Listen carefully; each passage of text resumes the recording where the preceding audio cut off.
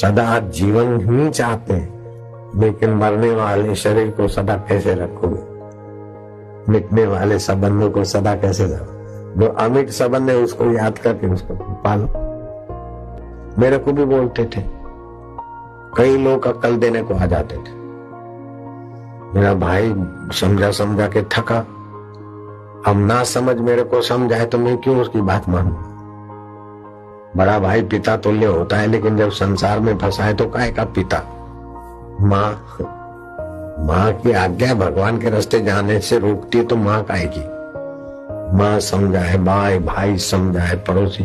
फिर मेरा भाई ऐसा चालाक कि दूसरे व्यापारियों को बोले मेरी मानता नहीं, तुम जरा समझाओ।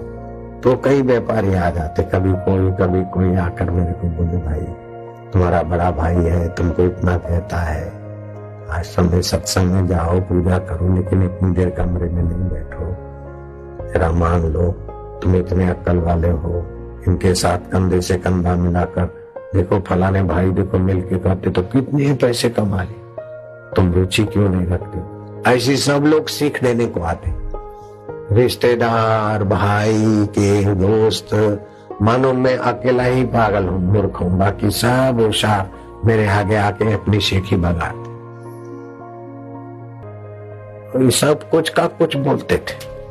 फिर मेरे अंदर से एक आवाज आती थी, जिसने ईश्वर को पाया नहीं उसकी बात में क्या दम। कितना भी कोई अक्ल दे तो बुरा न लगे तो मैं सुनूं, हाँ ठीक है, आप ठीक कहते, ठीक कहते। फिर अंदर से यही आवाज आती कि इसको ईश्वर की तो प्राप्ति हुई नहीं, तो इसकी सीख में क्या दम।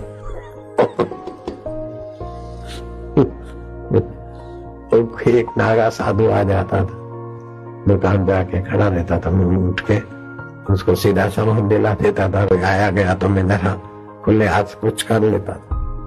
तो कभी बोला नहीं भाई ने तुम नहीं करो दान या नहीं ये करो, ऐसा तो नहीं बोला, उसकी हिम्मत नहीं थी। भले उम्र में वो बड़ा था, मैं छोटा था, लेकिन मेरी अपनी सूझबूझ और मेरा दबदबा था, वो नहीं बोलता था। मैं छोटा था तब तो रुबाब मारता था, जब मैं 18 साल का हो गया उसके बाद उसका रुबाब बदल गया। वो मेरा बिल्कुल इधर भी आके मत्था टेकता था। वो भाभी भी मेरे को गुरु मानती थी, पहले जो मार खिलाती थी वो गुरु मानती थी। इसी का नाम संसार है। विरोध विघ्न बाधाएं वो पटा पुटा के संसार में ही गिराए। तो अंतर्यामी भगवान, दूसरा अपना पुण्य संस्कार और तीसरा सतगुरु, ये हमको उठाएंगे।